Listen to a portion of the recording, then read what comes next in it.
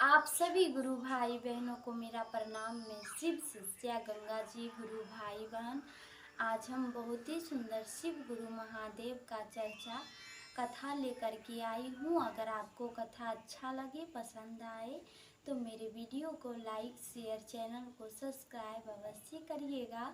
गुरु भाई बहन, तो चलिए आज हम सुंदर से शिव गुरु महादेव की कथा की शुरुआत करते हैं। गुरु भाई बहन, एक समय की बात है। एक नगर था।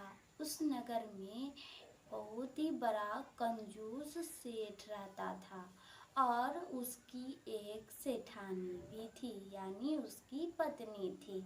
गुरु भाई बहन, सेठ बहुत ही कंजूस, इतना कंजूस कि कभी भी किसी को एक पैसा दान में नहीं दिया था और ना ही वो किसी गरीब भिखारी को भोजन कराया था। गुरु भाई बहन, गंगा दशहरा का दिन आता है। गंगा स्नान के लिए सभी लोग दूर दूर से शहर से आकर के गंगा स्नान करने पहुँचते हैं। तो गुरु भाई बहन, सेठानी यह सब कुछ देखती है तो कहती है घर जाकर अपने सेठ से कि सुनिए जी, आज सभी गांववासी सब गए हैं गंगा स्नान करने। आज गंगा दशहरा है, सो आप भी जा करके गंगा मैया का स्नान कर आइए। सेठ से कहती है सेठानी। तो गुरु भाई बहन, सेठानी अब जब बोली तो सेठ पूरा मना कर दिया, कह दिया कि हमको गंगा स्नान करने नहीं जाना है। गुरु भाई बहन, सेठानी अब 2 बार बोली, 3 बार बोली, अब बार बार बोलने लगी। तब सेठ को अंतिम में हार मानकर बोलना पड़ा कि हाँ, अब हम भी जाएंगे। पर गुरु भाई बहन, सेठ कहता है कि सुनो, अगर हम गंगा स्नान करने जाते हैं तो है कि वहाँ पे पंडा बहुत रहता है, सबको दान देना पड़ेगा, इसलिए हम नहीं जाते हैं, हम नहीं जाएंगे। गुरु भाई बहन, सेठानी फिर से कहती है कि ठीक है, आप नहीं दीजिएगा दान में कुछ भी, बाकी आप गंगा स्नान करने जाइए, आपको जाना ही पड़ेगा। तब गुरु भाई बहन हार मानकर सेठ अब जाता है गंगा के तट पे।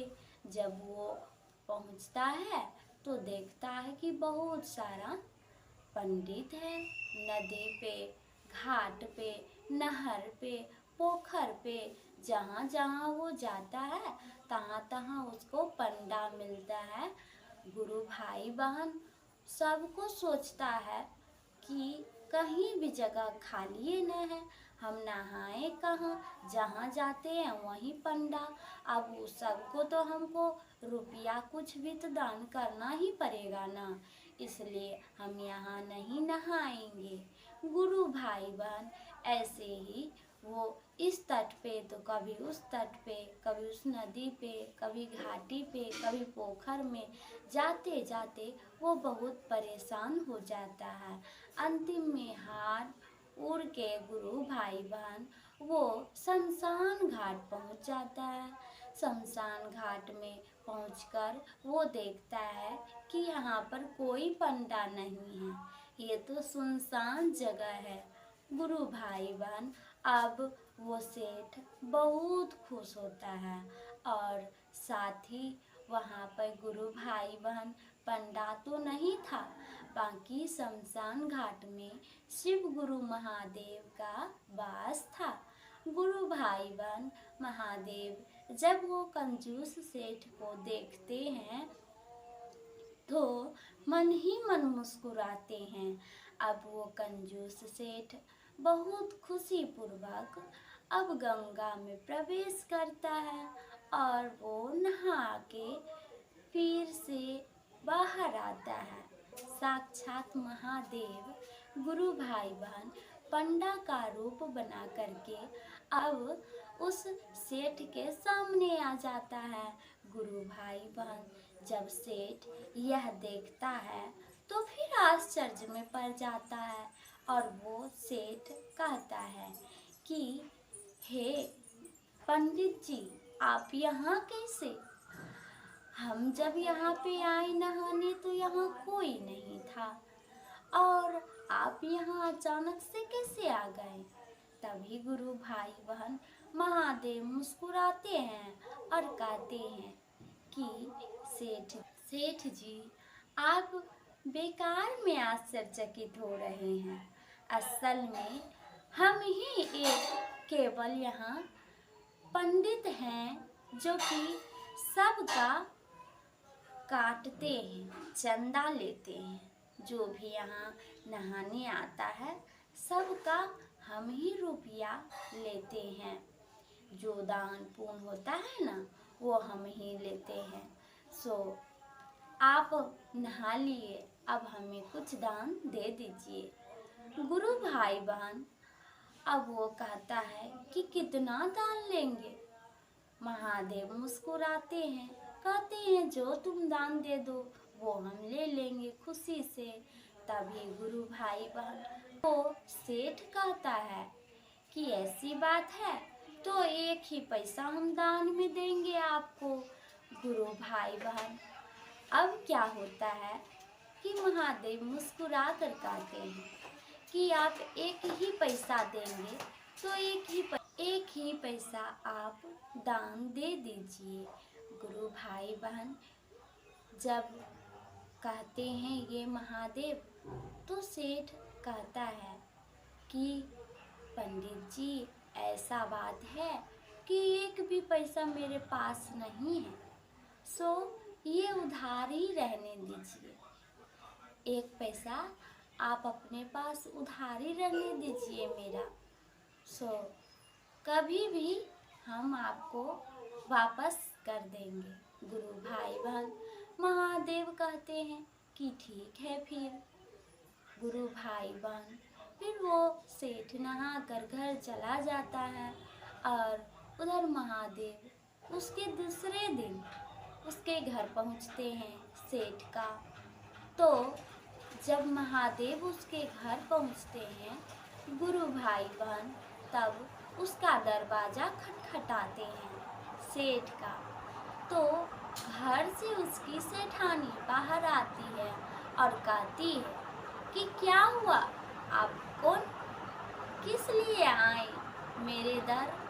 तो गुरु भाई बहन अब वो साक्षात महादेव जी कहते हैं कि ये सेठ के आपके जो सेठ है ना उसके यहाँ मेरा 1 रुपया उधारी है, वही हम लेने आए हैं। तो गुरु भाई बहन सेठानी कहती है कि ऐसी बात है, अभी हम घर से आते हैं। गुरु भाई बहन जब वो सेठानी अपने सेठ के पास घर घुस के पूछती है, यह बात बोलती है, तो सेठ सारा हाल बता देता है और वो कहता है सेठानी से कि जाओ जा कर के कहना कि मेरा पति घर में नहीं है। गुरु भाई बहन फिर सेठानी बाहर आकर के महादेव से कहती है कि हे पंडित जी, मेरे पति घर में नहीं है। तभी महादेव जी कहते हैं कि कोई बात नहीं, आप मुझे कुछ भोजन करा दीजिए और हम जो है यहीं कुछ देर आराम और आपके सेठ की आने की प्रतीक्षा भी कर लेंगे। तो गुरु भाई बहन सेठानी फिर सोचने लगती है और वो मन ही मन कहती है कि अरे ये पंडित तो बड़ा चतुर है, कह रहा है कि भोजन भी करेगा और मेरे पति से पैसा भी लेगा, इसमें तो मेरा ही ज़्यादा खर्चा हो रहा है। अब चल करके अपने पति को यह बात कही जाए। सेठानी फिर वो घर जाती है और सेठ से कहती है यह बात को। तो सेठानी समझाती है सेठ को कि ये जी, आप ऐसा करिए कि उस पंडित को 1 रुपया दे दीजिए। 1 रुपया के चक्कर में मुझे भोजन भी कराना पड़ जाएगा, नहीं तो 1 रुपया दे दीजिए और चलता कीजिए। गुरु भाई बहन, फिर सेठ कहता है कि अब तुम ऐसा करो, जा करके उस पंडित से कहो कि मेरा पति बीमार है। गुरु भाई बहन फिर से बाहर जा करके सेठानी महादेव से कहती है कि हे पंडित जी, मेरा पति बीमार है। तभी गुरु भाई बहन फिर से महादेव कहते हैं कि कोई बात नहीं, हम बहुत बड़ा जो है वैद्य भी है, आपके पति का इलाज हम कर देंगे। गुरु भाई बहन अब देख सकते हैं कि सेठ की कंजूसी भी कितनी नया नया बहाना बना करके ला रहा था। 1 रुपया वो नहीं दे रहा था, 1 पैसा वो नहीं दे रहा था। तभी गुरु भाई बहन फिर से जो है महादेव यह बात कहते हैं कि असल में हम एक वैद्य भी हैं, आपके पति का इलाज हम कर देंगे। गुरु भाई बहन इतना जब महादेव बोले तो सेठानी फिर से वो घर जाती है और पति से कहती है सेठ से कि अजी कह रहा है कि वो एक वैद्य भी है और वो आपका इलाज भी कर देगा। तो गुरु भाई बहन सेठ कहता है कि अरे 1 पैसा तो हम दे नहीं सक रहे हैं उसे, और मेरी इलाज करेगा तो ज़्यादा ही खर्चा बढ़ जाएगा, फिर हम उसे कहाँ से देंगे। जाओ जा करके कह दो कि मेरा पति मर गया है। गुरु भाई बहन तो सेठानी कहती है अपना पति से, अजी आप ये कैसी बहकी बहकी बातें करते हैं कि आप मर गए हैं, हम ऐसा बोले, हम नहीं बोलेंगे। गुरु भाई बहन तब जो है कि सेठ फिर से समझाता है कि जितना बोले उतना जा करके करो, जा कहो जा करके कि मेरा पति मर गया है। तब गुरु भाई बहन फिर से सेठानी बाहर जाती है और महादेव जी यानी वो पंडित जी से कहती है कि हे पंडित जी, मेरा पति मर गया है। तब जाकर के अब पंडित जी कहता है कि हे जजमान, ऐसी बात है तो फिर इसे कौन लेके जाएगा शमशान घाट। सो हम आते हैं गांव वासी को बुला करके। अब पंडित जी सभी नगर के लोगों को कह देते हैं कि सेठ मर गए हैं, अब उसके अंतिम संस्कार के लिए उसे लेके जाना चाहिए। अब सब कोई बांस उस काट के लाता है, चचरी तैयार करता है और सेठ अपना शरीर को काठ बना लेता है। ऐसा लगता है जैसे वो सच में मर गया हो। गुरु भाई बहन अब सब लोग गांव वाला मिलकर सेठ को सत्थी पे सुताता है और राम नाम का नाम जपते हुए सेठ को लेकर के जाने लगता है। जब वो शमशान घाट पहुंचने ही वाला होता है तो सेठानी दौड़ते हुए आती है और कहती है कि आप सब लोग से हम क्षमा मांगते हैं, मेरे पति को छोड़ दीजिए। असल में मेरा पति नाटक कर रहा है, मेरा पति मरा नहीं है। गुरु भाई बहन सभी नारी जो होती है साथ में उसके गांव में आती जो है रास्ते में, तो कहती है कि बहन शायद तुम पागल हो गई है। सो अपने पति के मरने के याद में तुम अब नर्वस हो चुकी है और तुम ये सारी बातें बहकी बहकी कर रही हो। रियल में बहन, तुम्हारा पति मर गया है। अब तुम अपने मन को शांति बना करके रखो।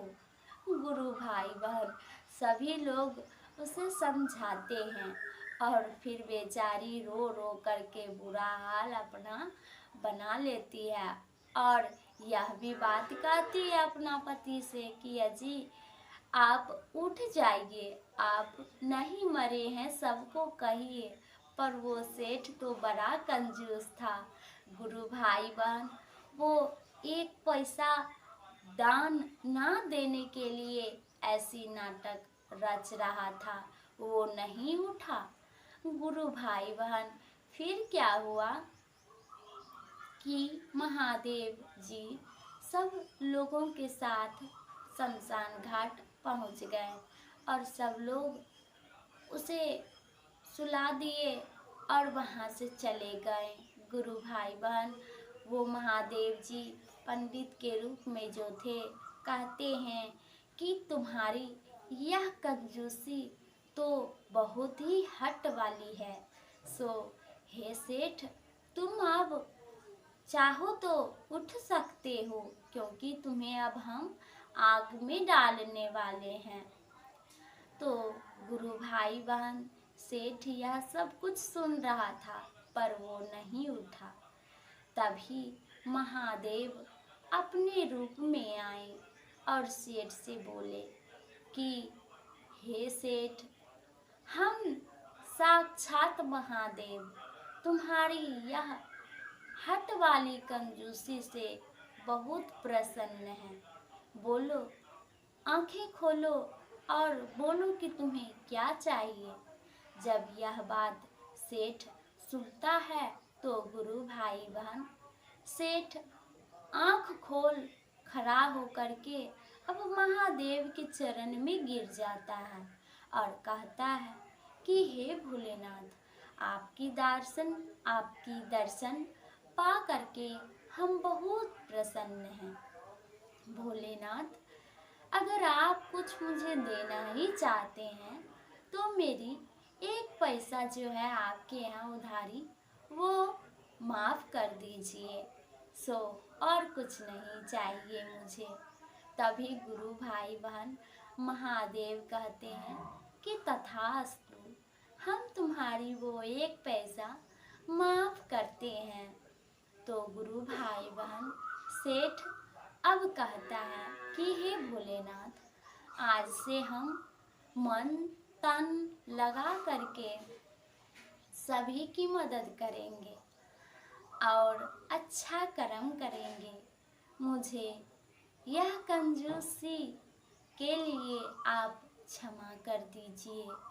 गुरु भाई बहन महादेव सेठ को माफ़ कर देते हैं और महादेव आशीर्वाद देकर वहाँ से अंतर्ध्यान हो जाते हैं। गुरु भाई बहन उस दिन से अब सेठ में महादेव की दया जग गई, जोत खिल गई और वो तन मन से सबकी मदद करता था और साथ ही वो भगवान शिव की पूजा अर्चना करता था, गरीबों में कपड़े दान करता था और फिर वो गरीबों को भोजन भी कराता था।